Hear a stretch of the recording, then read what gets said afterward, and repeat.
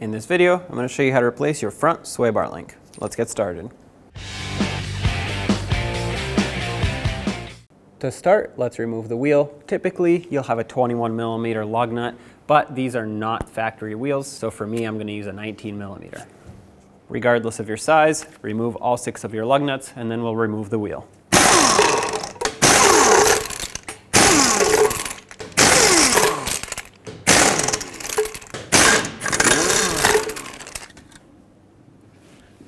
From underneath, you can see where the sway bar link bolts on to the control arm. Has a 19mm nut, and it does have a hex cut out in the middle, but it's not going to work because it's so rusted that my tool is just going to strip it out. So what I'm going to do is I'm actually going to put my socket on here. I'm going to try to break it free with my air gun, and if that doesn't work, I'm going to have to use some locking pliers on the backside and hold it nice and tight while I impact this off. Well, looks like it worked. There we go, that pushed through. From the outside, you can see the sway bar link attaches to the sway bar right up here with these bushings and a nut. Let's try to break this free. Get a 17mm socket. There we go. Pull this out, and there's your old sway bar link.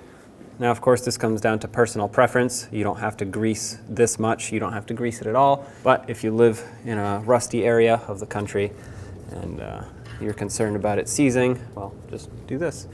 Now, put everything back together. Start the nut on. Take the bottom nut off. And you'll notice that it has this spacer here. So this, you can turn out a few threads.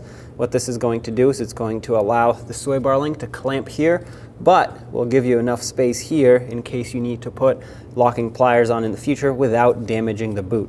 So I like to give myself about 1/4 of an inch space here so I can put locking pliers in the future.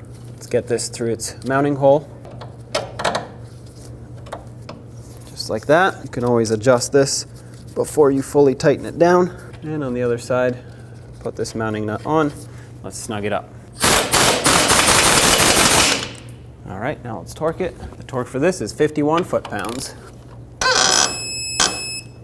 That's it right there. Now for the top of the sway bar link, get a 17mm socket and just tighten it down.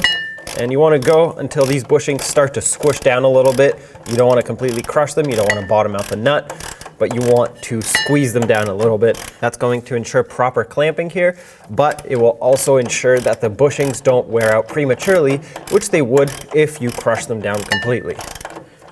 So I have the stud flush here at this point. I'm going to go a few more turns. As you can see, this top bushing has squeezed down quite a bit. And right about here is where I want to stop because I don't want to crush this bushing even more. If it's completely pancaked, you've gone too far. Loosen it up because if you leave it like that, it will cause damage very fast. And there you have it. Let's put the wheel on.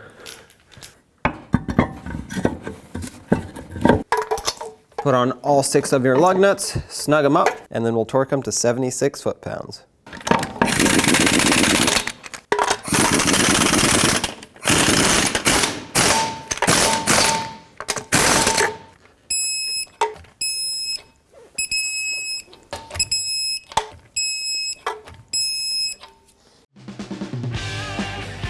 When only the best will do, demand TRQ. The only company that lets you view before you do. TRQ is committed to offering the highest quality aftermarket auto parts that are engineered for peace of mind. Thanks for using and viewing with TRQ.